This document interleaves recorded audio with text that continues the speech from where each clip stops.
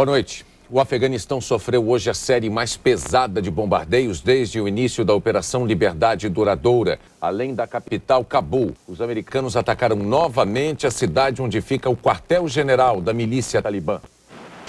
Os aviões não param de decolar durante a noite, quando o dia amanhece e nas horas que se seguem. Como o secretário da Defesa americano havia avisado, o ataque agora acontece a qualquer hora.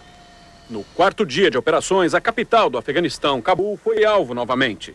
O aeroporto foi atingido primeiro e logo depois bombas caíram em duas localidades a poucos quilômetros a oeste da capital, onde Bin Laden mantinha campos de treinamento.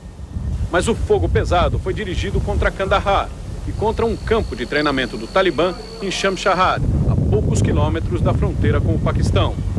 Pela primeira vez desde que os ataques começaram, no domingo, fontes do Pentágono disseram que aviões americanos vão começar a jogar bombas de fragmentação, desenhadas especificamente para atingir tropas e alvos móveis, como tanques e veículos de transporte.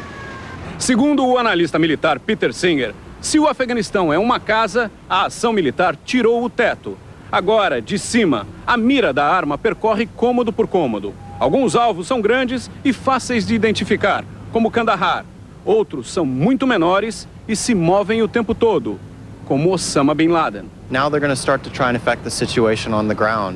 Peter Singer diz que a partir de agora, os bombardeios devem ficar mais localizados. Os alvos vão ser tanques e canhões do Talibã usados contra a Aliança do Norte. E colunas do Talibã em movimento no país poderão ser atingidas também. Essas colunas do Talibã são as mesmas que a Aliança do Norte está atacando por terra.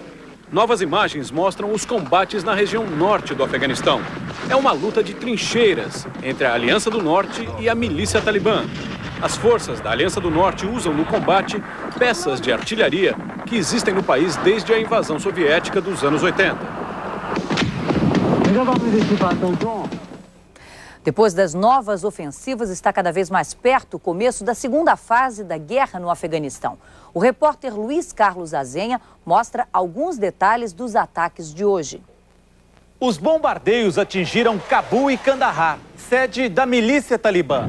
O aeroporto teria sido destruído. Foi o maior ataque a essas cidades até agora. O Pentágono prepara o embarque de helicópteros Black Hawk como esse para a próxima fase da guerra. Eles podem voar baixo, à noite e com tempo ruim. Dariam apoio a forças especiais e aos 1.000 homens da 10ª Divisão de Montanhas que estão numa base do Uzbequistão, perto da fronteira afegã. Um dos objetivos seria destruir uma rede de 10.000 cavernas que fica em Bamiyan. Para desentocar o inimigo, o Pentágono dispõe de mísseis especiais. O GBU-28 pesa 2 toneladas e tem capacidade de penetrar 30 metros na terra ou 6 metros no concreto, detonando bunkers subterrâneos. A autoridade máxima do Talibã conclamou hoje os muçulmanos do mundo inteiro a reagir.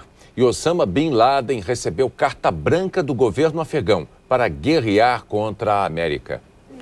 Em Cabul, essas imagens seriam de uma área residencial que teria sido atingida por um míssil. Isso segundo o Talibã, que divulgou também que 76 pessoas já morreram desde que a guerra começou.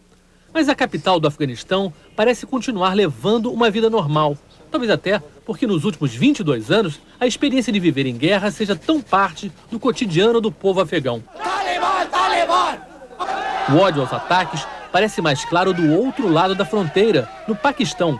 E o alvo agora parece ser o estrangeiro. Uma multidão tentou atacar jornalistas. A ONU recomeçou hoje o transporte de comida para o Afeganistão. Caminhões já estão a caminho com 800 toneladas de alimentos. Mas cruzando a fronteira em direção à guerra, começam a surgir grupos de paquistaneses que querem lutar ao lado do Talibã contra os americanos. Os radicais religiosos, que antes só gritavam, agora estão pegando em armas. Numa entrevista à rádio da BBC, o mullah Mohammed Omar, autoridade máxima do Talibã, conclamou os muçulmanos a resistirem aos americanos. Ele disse que os verdadeiros fiéis devem se opor a essa força arrogante. O Talibã anunciou hoje que deu carta branca para que Osama Bin Laden organize a guerra e atentados contra os Estados Unidos. E tanto Bin Laden quanto o porta-voz da organização dele, a Al-Qaeda, estão chamando, convocando gente para essa guerra. E, pelo jeito, estão começando a ser atendidos. E vamos agora ao vivo a Washington com o repórter Luiz Fernando Silva Pinto. Fátima, a ação americana não foi planejada apenas por militares. Outros especialistas estiveram envolvidos antes até da guerra começar. E o trabalho deles todos nós conhecemos. São os filmes de Hollywood. Diretores, especialistas em cenografia e técnicos em efeitos especiais têm ajudado forças de elite das tropas americanas a recriar possíveis cenários de combate em várias regiões do mundo e, com a ajuda da última tecnologia cinematográfica, ações contra grupos terroristas foram exploradas várias vezes nos últimos meses. Está investigando se há ligação entre os autores dos atentados terroristas e a contaminação de 2 americanos pela bactéria Anthrax. O governo dos Estados Unidos anunciou medidas de prevenção contra possíveis ataques biológicos. O Departamento de Estado americano pediu hoje a todas as embaixadas dos Estados Unidos no mundo que façam estoque de antibióticos para combater o Anthrax. As embaixadas devem ter remédio suficiente para tratar todos os funcionários durante 3 dias. A bactéria que matou o americano Robert Stevens na Flórida foi manipulada em laboratório. Ela não existe naturalmente no meio ambiente. Teria sido modificada em uma empresa de Iowa nos anos 50. Para o FBI, isso significa que o escritório da American Media foi contaminado de propósito. Só não sabe ainda quem são os criminosos. O FBI já descobriu que 2 dos terroristas que participaram dos ataques do dia 11 de setembro tinham assinaturas de jornais da American Media, tabloides que ridicularizavam Osama Bin Laden. Mas nos objetos que pertenciam aos terroristas e nos locais por onde eles passaram, o FBI não encontrou vestígios da bactéria. Existem 46 laboratórios com estoque de Anthrax no mundo que vendem ou trocam a bactéria por outros germes. 6 deles estão no Brasil, no Recife, no Rio e em São Paulo. Os laboratórios dos Estados Unidos são proibidos de distribuir a bactéria até mesmo para centros de pesquisa. Na Flórida, o FBI continua examinando os escritórios da American Media. A empresa está fechada por tempo indeterminado. A bactéria Anthrax não é transmitida por seres humanos. As pessoas podem pegar a doença pelo contato direto com ovelhas ou bovinos contaminados, ou ainda comendo a carne de um animal doente. O que está espalhando medo é um micro-organismo de 0,01 milímetro. A contaminação pela pele faz aparecer furúnculos. Se o homem comer carne contaminada, a bactéria se aloja no intestino, libera toxinas e pode levar à morte por hemorragia. Os sintomas costumam ser confundidos com os da gripe. A inalação é a forma mais letal de contágio, porque a partir do pulmão as hemorragias aparecem rapidamente. No Brasil, o Anthrax sempre existiu em animais, mas em seres humanos nunca houve registro. De qualquer forma, o Instituto Butantan, aqui de São Paulo, já adiantou que tem condições técnicas de desenvolver tanto a vacina, para ser usada na prevenção, quanto o soro, que pode combater os efeitos provocados pela bactéria. A pergunta é se precisa ou não desenvolver. Esse é o principal problema. É a população não ficar preocupada com uma coisa que não é real. O risco é menor do que ser atropelado por um carro em São Paulo. O governo americano liberou uma lista com os nomes dos 22 terroristas mais procurados e os crimes que cometeram. Bin Laden é o primeiro da lista, junto com o braço direito Ayman al-Zawahiri. A lista inclui, entre outros, os terroristas do primeiro atentado às Torres Gêmeas, em 93, e as embaixadas americanas na África, em 98. Eles são assassinos, botaram ódio, mentiras na mente de outros, disse o presidente Bush. Vão ser encontrados, vão parar de agir e vão ser punidos. A recompensa é de até $5 milhões para quem der informações. $5 million. Sobre Bin Laden, a CIA acha que poderá encontrar novas informações no vídeo divulgado no último domingo, com o pronunciamento dele. Os espiões estão estudando a roupa, a voz, os termos usados por Bin Laden. A jaqueta parece muito com as usadas pelo exército americano. É como se Bin Laden dissesse: estou aqui, sobrevivi, estou pronto para a guerra. Ele está dizendo: eu posso usar as roupas de vocês, estou camuflado como um de vocês. É muita arrogância. Outro código, o relógio americano, com um cronômetro que registra as batidas do coração. Bin Laden, segundo a CIA, tem problemas cardíacos. Mas os médicos dizem que no vídeo ele aparece forte, sem sinais de doença. A CIA acha ainda que o discurso pode ter códigos, mensagens para os seguidores dele. O vídeo só não dá pistas do esconderijo de Bin Laden. Pode ser qualquer caverna do Afeganistão. E a Casa Branca pediu às emissoras de TV que reavaliem a necessidade de exibir esses discursos. Segundo o porta-voz, a mensagem de Bin Laden é propaganda pura, um apelo para que outras pessoas matem americanos. A Casa Branca argumenta que não é censura e que a decisão é de cada emissora americana. E o Talibã informou agora há pouco que os afegãos estão queimando os pacotes de alimentos jogados pelos americanos no país. E a porta-voz da ONU no Afeganistão disse que funcionários das Nações Unidas e de outras organizações que atuam no país estão sendo agredidos pelo Talibã. Representantes de 56 países de maioria muçulmana se reuniram hoje no Catar. Eles condenaram os atentados de 11 de setembro, mas rejeitaram a possibilidade de a operação militar ser ampliada para além do Afeganistão. Com exceção do Afeganistão, cujo assento permaneceu vazio, todos os países membros da conferência exigiram que seja definido claramente o conceito de terrorismo, para evitar confusão com resistência.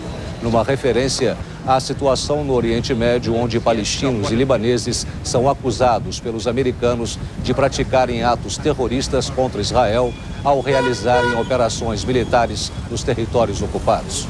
As reações não param contra a campanha americana. Na Indonésia, pelo terceiro dia consecutivo, a multidão saiu às ruas. Na capital, Jakarta, foi exigido o corte de relações diplomáticas com Washington.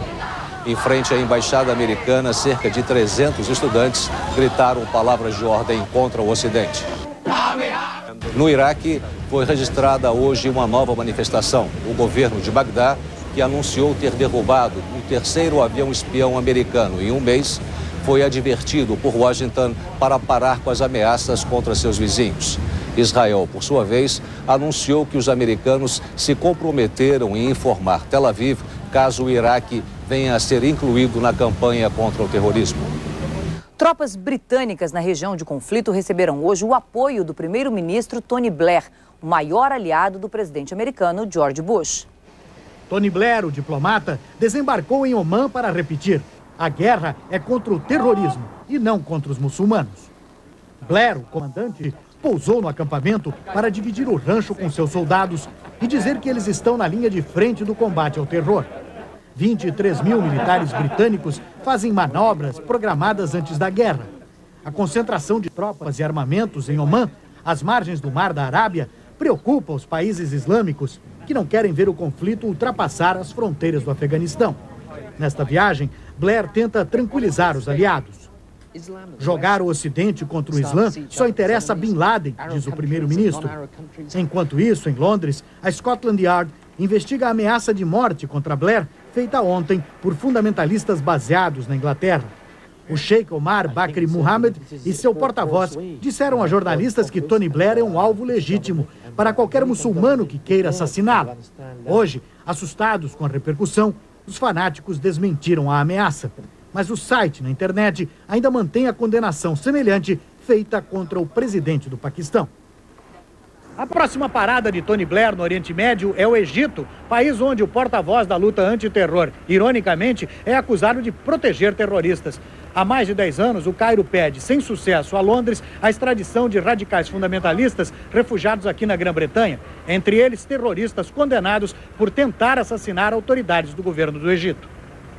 Foram descobertas mais 3 centrais clandestinas de telefone em Maringá, no Paraná. Agora são 5 desde o fim de semana. A maioria das ligações era para o Oriente Médio e para a Ásia.